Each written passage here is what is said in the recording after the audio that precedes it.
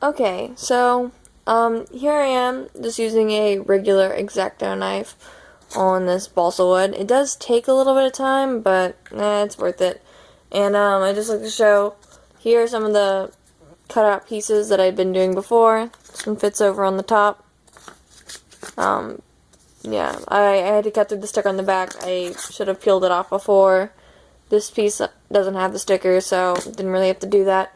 And I've been using to bond the pieces, just Elmer's wood glue. Yeah, so that's what I've been using to keep pieces together on this, and my my Marceline axe base, which I may show in some later video.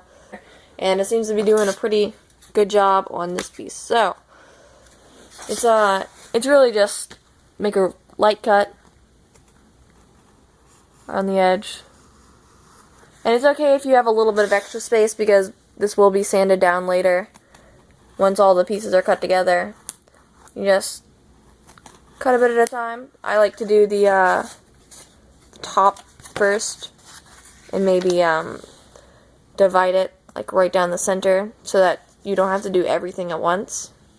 You know. Oh, see, battery warning. Okay. Back to recording. Yeah, but you can take a break from doing the cut by putting a cut right here, and whenever you get off of this piece, this part will just fall off all at once. So, I've got it pretty much cut through the back. I can see very lightly the line where I've been doing it before, right there.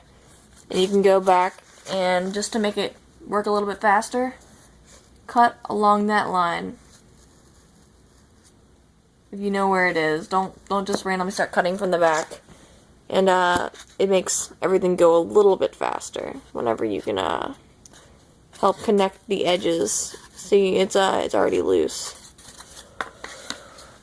Just finish off this part.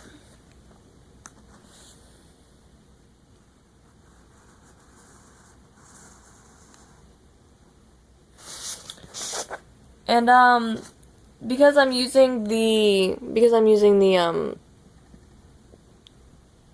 column for the handle, this doesn't matter entirely.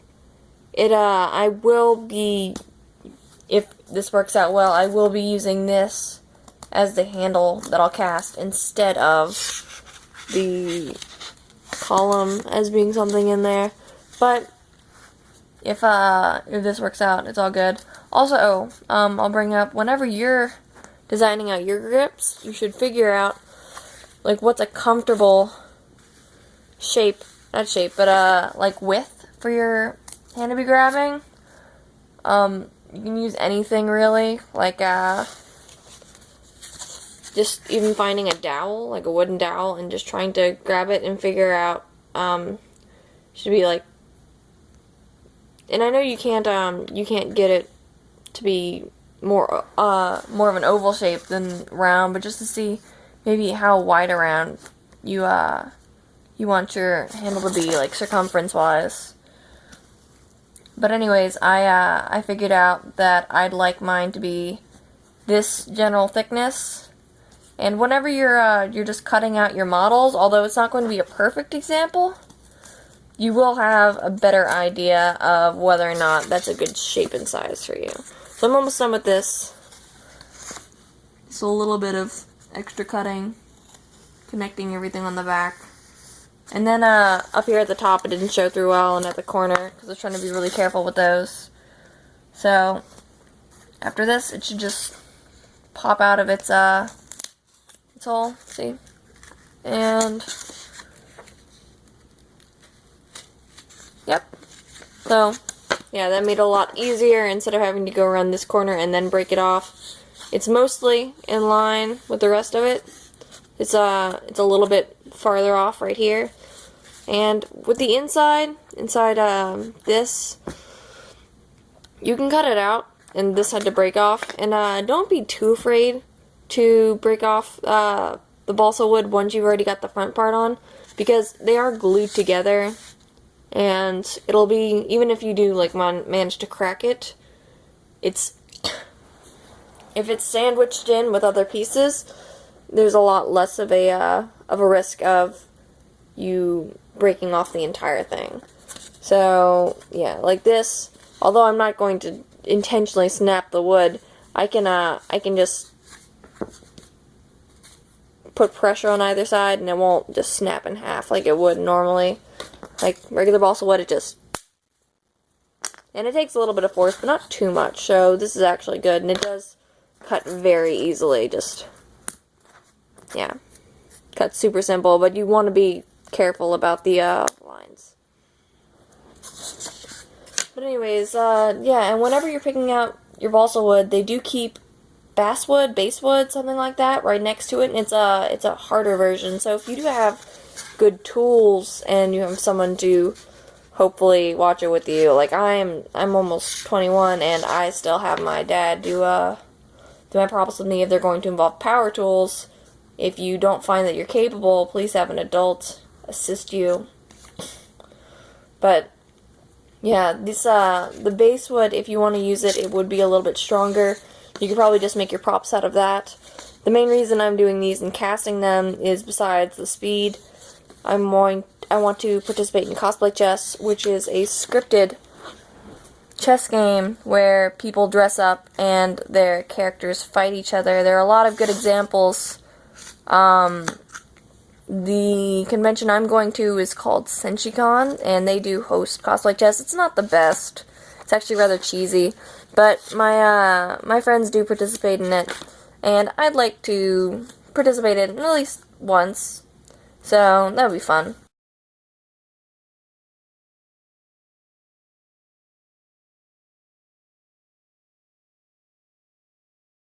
I realized that I kind of like cut off halfway through a thought. Yeah, what I was saying was you could just make all your props out of this if you don't want to go invest in mold making, which I don't advise unless you're really going to want to like actually be making props, because it does get kind of expensive on Amazon. Sorry. On Amazon, the mold materials that I was going to get were, I don't know, about $20 to $30. And if you are on a really small budget, that might not be what you want to invest in. But if you're okay with spending some money because you really want to get your props done and have some quality, feel free to go for it. But because I was dividing the 36 in half, you could make two of these if you're really careful. You could make two of these for $20-ish. And if you get stuff on sale, it'll be even cheaper. So making four for, let's say, $40-ish wouldn't be bad. But I'm looking for, why I brought up Cosplay Chess, I'm looking for harder props in case I do some like mock combat, like my prop hit someone else's prop. I don't want it to snap in half. I've seen that happen. It is one of the most heartbreaking things as a cosplayer, to have your prop that you spent time on or someone else's prop that you've borrowed break in the middle of a chess match is just heart-wrenching. In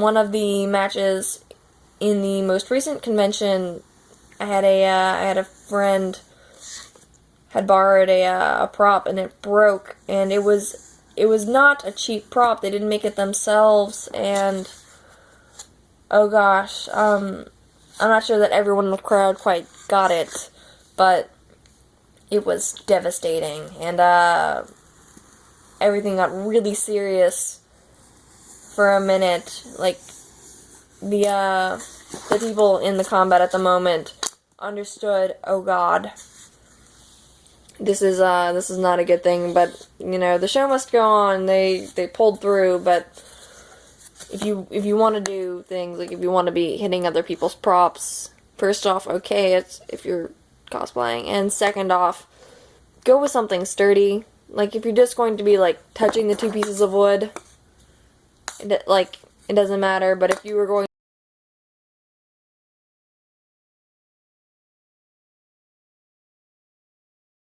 sorry for that. it cut out. My phone was like, low battery, cannot capture. It's like, oh, really? Halfway through my thought? Anyways, like I was saying, I think this is where it was. If you're going to be doing combat, you should really be investing in a sturdy prop. And that's one of the benefits also of doing the casting. If one of my props breaks on day one, I can always go home, and if I have some quick setting resin, or I could call a family member, and if they know how to do it, I could have my prop done by day 2, and I could have all 4 again. As long as you know you have the extra materials, which is another one of the costs that goes into using resin.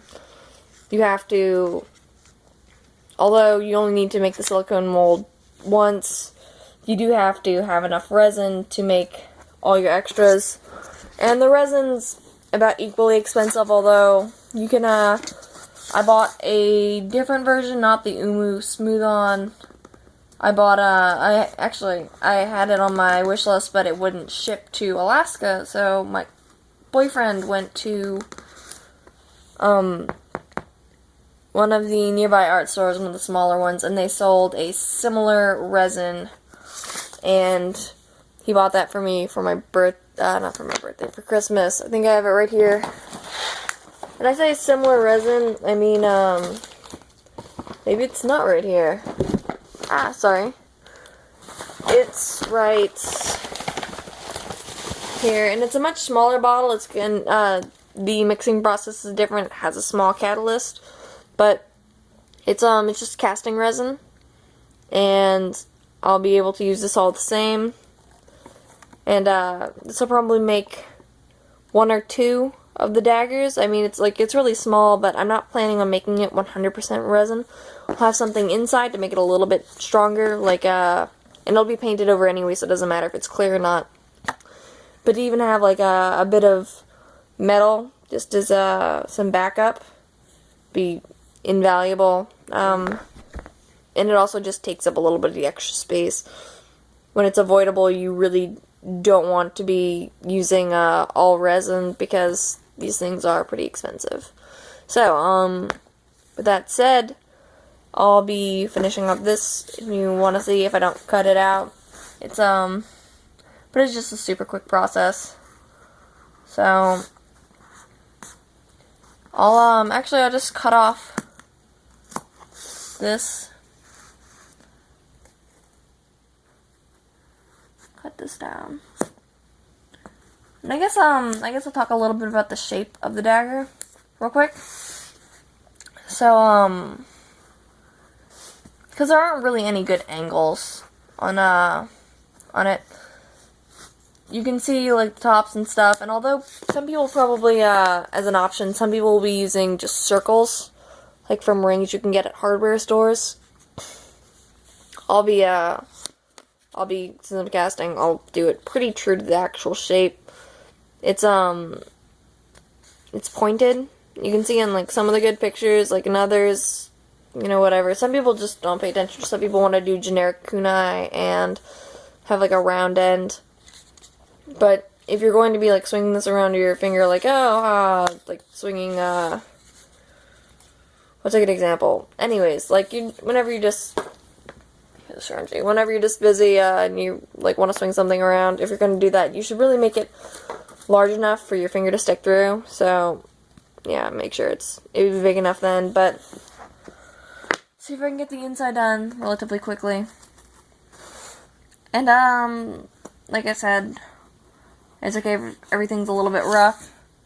Like, if I'll show a closer image of the inside, it is rather beat up, but that's what sanding is for. It's see how close my phone will focus. Nope, it's paying attention to the background more, but you kind of see it's a little bit roughed up, and that's not awesome. But this will also be towards the surface, so there's not so much to worry about. I'll be really concerned about the ones that are deeper down. It's like probably about like right here, for where the bit I'm going to be using for the loop will be. But anyways, cutting this out.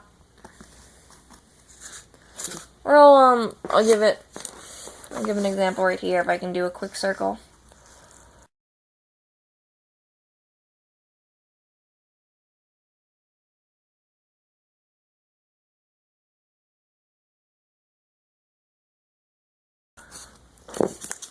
If you gotta cut out, don't be delicate about it, just pop it out. This is a little rough because I was doing it quickly, but you know, don't be delicate with the balsa wood. You'll get a clean hole. It's not gonna break through the edge if you're careful. Also, these edges are a little bit thicker than that. But yeah, it's really quick, and yeah, once they're layered a bit, it won't really matter. But I can show, like, I am bending the piece and it hasn't broken, even though it's got the hole in it right there. If I try hard, yeah, it'll snap. But don't be too concerned about the balsa wood. It cuts well with X-Acto knives, and like, people have that at home. You could go with a box cutter, I suppose, but you're not gonna get as clean of lines. And X-Acto knives are so cheap, so cheap.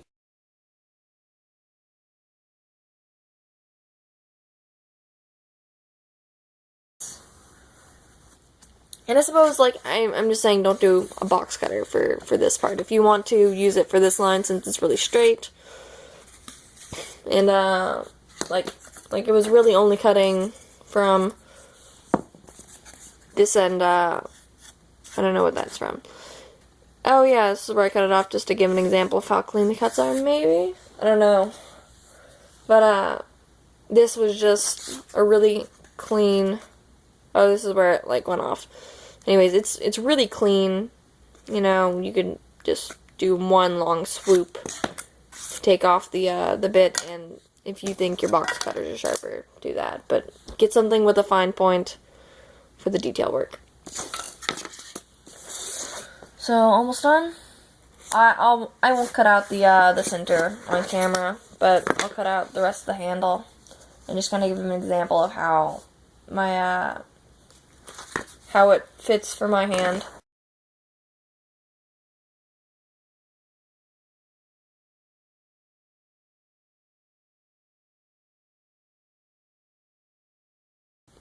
But anyways, yeah, move this over. This is how my hand fits around it. It's comfortable for me, although one thicker would probably be nice. And yeah, so it's getting there. It'll still need to be a lot thicker. This is where it was kind of loose, but this area will get sanded down, so it's not that big of a deal.